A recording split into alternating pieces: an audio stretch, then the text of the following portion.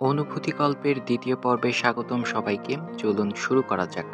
অর্ণা ছেলেটির দিকে তাকিয়ে আছে আর মিটমিট করে হাসছে। এভাবে কেউ চেয়ারে বসে ঘুমায়? পুরাই টমের মতো মনে হচ্ছে। আমি জেরি এবং সে টম। মালিককে পাহারা দিতে রেখে গেছে। আমি পালিয়ে গেলেই এই বুঝি খপ করে ধরবে। টম যেমন জেরিকে ধরার জন্য ঘাপটি মেরে বসে থাকে, সেও ঠিক তেমনই রয়েছে। কিন্তু হঠাৎ করেই অর্ণার হাসি মুখটা মলিন হয়ে গেল।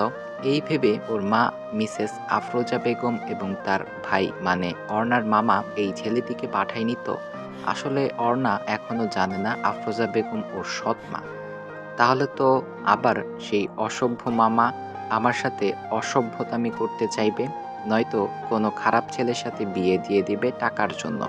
আমার আব্বুর কাছে বানিয়ে অন্য কথা বলবে। সবার মা এবং মামারা কত ভালোবাসে, কিন্তু আমাকে কেন আমার মামা ভালোবাসে না?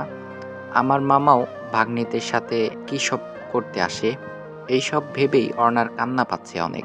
তাই ৭-৫ না ভেবেই স্যালাইন এবং ব্লাডের সুইচ হাত থেকে সরাতে যাবে, কিন্তু ২ হাতে লাগানো থাকায় অর্ণা নিজেকে ছাড়াতে পারল না। যত কষ্টই হোক না কেন নিজেকে মুক্ত করতেই হবে, নয়তো এই টম ছেলেটা সত্যি সত্যি ধরে নিয়ে যাবে। তাই আবারও খামচা-খামচি করার চেষ্টা করছে, কিন্তু ব্যথায় আর্তনাদ করে উঠল। উফ শব্দ বলে অর্ণা এবং হাতে টান খাওয়ার জন্য হাত থেকে উল্টো ব্লাড স্যালাইনে উঠছিল। অর্ণার উহ শব্দ শুনে চোখ মেলে তাকালো আরাফ। তাকানোর পরেই ওর মেজাজটা পুরোপুরি খারাপ হয়ে গেল, মাথায় রক্ত ওঠার মতো। এই মেয়েটা চাচ্ছেটা কি? কখনো রাস্তার পাশে এসে পড়ে থাকে, আবার হাতের স্যালাইন খুলতে যাচ্ছে। রেগে বলল, পাগলও তো নিজের ভালোটা বুঝে। এই মেয়েটা এমন কেন? কি সমস্যা? এটা কি তোমার? ক্যানেলা এভাবে টানছো কেন? তোমার ক্ষতি হবে সেটা তুমি বুঝতে পারছো না? এভাবে কেউ কি করে? একটা পাগলও তো নিজের ভালো বুঝে, তুমি কেন বুঝতে পারছো না? অর্ণা বলল, আমি থাকবো না এখানে। কান্না করে বলল কথাটা। আপনি আসলেই আম্মু আর আমার মামার কাছে নিয়ে আমাকে দিয়ে আসবেন? আপনি পচা লোক। আমি আপনার কি ক্ষতি করেছি? প্লিজ আমাকে যেতে দিন। আব্বুর কাছ থেকে টাকা নিয়ে আমি আপনাকে দিয়ে দিব, তবুও আমাকে যেতে দিন। অন্না কান্না করছে আর বলছে কথাগুলো। আরাফ বলল, একদম চুপ, একটা থাপ্পড় মেরে সব কয়টা দাঁত ফেলে দিব। কি আবোল তাবোল বলছো? তোমার বাবা মার কাছে দিয়ে আসবো না তো কার কাছে দিয়ে আসবো? কার কাছে থাকবা তুমি শুনি? টাকা বেশি হয়ে গেছে তাই না? কথার মাঝেই মেয়েটি কেঁদে দিল। অর্ণা বলল, আমার সব দাঁত নাই। কান্না করেই বলছে কথাগুলো। আপনি যদি সব দাঁত ফেলে দেন আমি খাবো কিভাবে? আমাকে কে বিয়ে করবে তাহলে? আবারও কান্না করছে। আমার কত স্বপ্ন আমার যমজ ছেলে মেয়ে হবে, তারপর ওদের যমজ ছেলে মেয়ে হবে, তারপর আবার। তখনই ধমক দিয়ে শুনতে হলো অর্ণাকে, তাই আর কিছু বলতে পারল না। আরাফ বলল, তুমি আসলে কি? আল্লাহ ভালো জানে এত বাচ্চা টাইপের মেয়ে এখনো থাকে। বর্তমান ক্লাস 6 এর মেয়েরাও সব কিছু বোঝে। এই মেয়ে এখনও কিসব কথাবার্তা বলে যাচ্ছে, কিন্তু ওর কথাগুলো শুনে খুব হাসি পেল। তবুও নিজেকে ঠিক রাখলাম। অর্ণা বলছে, আমি আম্মুর কাছে যাব না। আপনি তার কাছে আমাকে নিয়ে যাবেন জানি। কান্না করছে, প্লিজ যেতে দিন। নার্স বলল, স্যার ম্যাম মনে হয় অনেক ভয় পেয়েছেন কোনো কারণে। আরাফ বলল, আচ্ছা কোথাও নিয়ে যাব না। এবার খুশি তো? এখন ভালো মেয়ের মতো চুপচাপ এখানে বসে থাকো। নার্স অর্ণার ক্যানোলা ঠিক করে দিল, আর ও কিছু বলছে না। আরাফ বলল, আচ্ছা বাবা হয়েছে। কি হয়েছে বাবা? আরাফের ফুপা হয় উনি। আরাফ তাকে বাবা বলেই ডাকে। তার কোনো সন্তান নেই, তাই তিনি এখানে সিনিয়র ডক্টর। যে মেয়েটিকে নিয়ে আসছি সে হাসপাতাল থেকে চলে যেতে চাইছিল, হাতের সবকিছু খুলে ফেলেছে। ওর মায়ের কাছে ফিরে যাবে না, তাহলে এতটুকু ছোট মেয়ে কোথায় থাকবে? আর দেশের যে অবস্থা। আরাফ বলল কথাগুলো। আম্মুর কাছে যেতে চাচ্ছ না কেন? কামরুল হাসান বলল কথাটা। সবার আম্মু কত ভালোবাসে সবাইকে, আর আমার আম্মু প্রতিদিন মারে আমায়, কাজ করায়, একটুও পড়তে দেয় না। আব্বু যখন বাসায় আসে তখন আব্বুর কাছে বিচার দেয় আমি নাকি তার কথা শুনি না। আম্মুর ভাই আছে, কিরকম ভাবে তাকায়, আর যখনই আম্মুর কাছে আমি কিছু বলতে যাব তখনই আম্মুর কাছে তার ভাই অনেক বিচার দেয়। আম্মু আমাকে মারে, খাবার দেয় না, কিন্তু আব্বুর কাছে বলতে নিষেধ করেছে। আমি যদি কিছু বলি তাহলে নাকি আম্মুকে মারবে, অথচ আব্বু বাসায় আসলে 2 ভাই বোন আমার নামে বিচার দিতেই থাকে।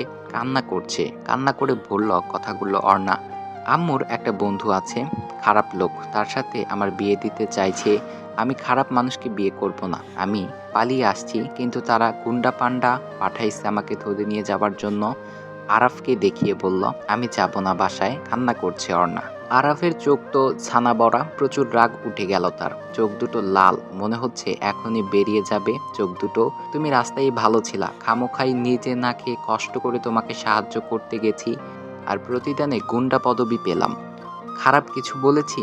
সারাক্ষণ গুন্ডাদের মতো রাগারাগি এইসবই তো করো। হেসে কামরুল হাসান আরাফের ফুপা বলল, আচ্ছা আম্মু কই যাবা তুমি এখন তাহলে? কামরুল হাসান বলল অর্ণাকে, বাহ সুন্দর, যার ইচ্ছা তাই বলে যাও, কানে ধরেছি, কাউকে আর কোনো সাহায্যই করব না। আরাফ বলল। নার্স এইদিকে বলছে, স্যার একটা কথা বলবো যদি কিছু মনে না করেন। কামরুল হাসান, হ্যাঁ বলো। আপামনিরে আমাদের সাথে নিয়ে গেলে হয়, তারপর সুস্থ হলে বুঝিয়ে বাসায় দিয়ে আসবেন। কামরুল হাসান, খারাপ বলনি। আরাব বলল, আমায় গুন্ডা বলা, আমি কি করি শুধু দেখবা। রেগে মনে মনে বলছে, কথাটা খারাপ না। কি বলো বাবাই, কি হচ্ছে এখানে? কিছুই বুঝতে না পারা অর্ণা হাপলার মতো তাকিয়ে আছে সে। রাত 8:25, গালে হাত দিয়ে বসে আছে অর্পা, আর একটার পর একটা চ্যানেল সুইচ করছে আর চুপচাপ কথা গিলছে। বাবার দিকে তাকাচ্ছে, চশমাটা নাক বরাবর পরে খবরের পেপারের দিকে তাকিয়ে মুখ লুকিয়ে আছে আজমল সাহেব। একটার পর একটা ভাষণ শোনাচ্ছেন জাহিদা বেগম। কতবার বলেছি ছেলেটাকে একটু শাসন করো। এত রাত পর্যন্ত সে বাহিরে আছে, একটা গার্লফ্রেন্ড থাকতো তাহলে এত রাত পর্যন্ত ছিল ঠিক আছে, কিন্তু এখন ও কি করে বাহিরে? সবাই কত কত পটায়, আর তুমি একটা ছেলে বানাইছো, মেয়েদের দেখলেই তার অ্যালার্জি শুরু হয়ে যায়, আর সারাক্ষণ কাজ আর কাজ নিয়ে ব্যস্ত থাকে, এবং অফিস শেষে বন্ধুদের সাথে কোনোভাবে পড়ে থাকতে না, কোথায় আড্ডায়ও পাবে না। অথবা একটা বিয়ে দিয়ে দাও, তাহলে অন্তত অফিস শেষে ঘরে আসবে। কিন্তু বাপ, মেয়ে, ছেলে কেউ আমার কথা শুনছে না। তোমাদের সবার একটাই কথা, ওর ইচ্ছা মতো ও থাকবে। এখন পর্যন্ত ছেলেটা বাসায় আসলো না, এখন সবাই খুশি তো? মেয়েকে খুঁজে না পেয়ে আধশোয়া হয়ে কপালে হাত দিয়ে কান্না করছে আশরাফ চৌধুরী। পাশে বসে একটার পর একটা কবিতা শোনাচ্ছে তার বউ মিসেস আফরোজা বেগম। কবিতাগুলো এমন টাইপের, পই পই করে বলেছিলাম মেয়েকে শাসন করো, বিয়ের বয়স হয়েছে, নয়তো বিয়ে দাও, কি দরকার এত লেখাপড়ার, সেই তো রান্না বাসন বা সংসার করেই খেতে হবে। কিন্তু কথা শুনছো তুমি একটুও? এখন দিলা তো সবার মুখে চুনকালি। কত রাত হয়েছে এখন পর্যন্ত তার কোনো আসার কোনো খোঁজ খবর নাই। বাইরে রাত কাটাইছে, তারপর যদি ঘরে আসে চুল ধরে বাইরে ফেলে দিব কলঙ্কিনীরে। আমাদেরও তো একটা সম্মান আছে, এমন মেয়েকে ঘরে রাখার দরকার নাই। বলি আরও তো একটা মেয়ে আছে, এখন তোমার মেয়েটার জন্য আমার মেয়ের আর কোনো সমস্যা যদি হয়, তাহলে আমার থেকে খারাপ কেউ হবে না বলে দিলাম। যেমন মা তেমনই হয়েছে তার মেয়ে, মাটাও চলে গেছে চুনকালি দিয়ে, এখন মেয়েও আবার চুনকালি দিল। তো গাইস, অনুভূতি গল্পের দ্বিতীয় পর্বের জন্য এতটুকুই রাখছি, আশা করি তৃতীয় পর্বের জন্য অপেক্ষা করবা। তো দেখা হবে তৃতীয় পর্বেতে, সবাই ভালো থাকবা, সুস্থ থাকবা, টেক কেয়ার, আল্লাহ হাফেজ।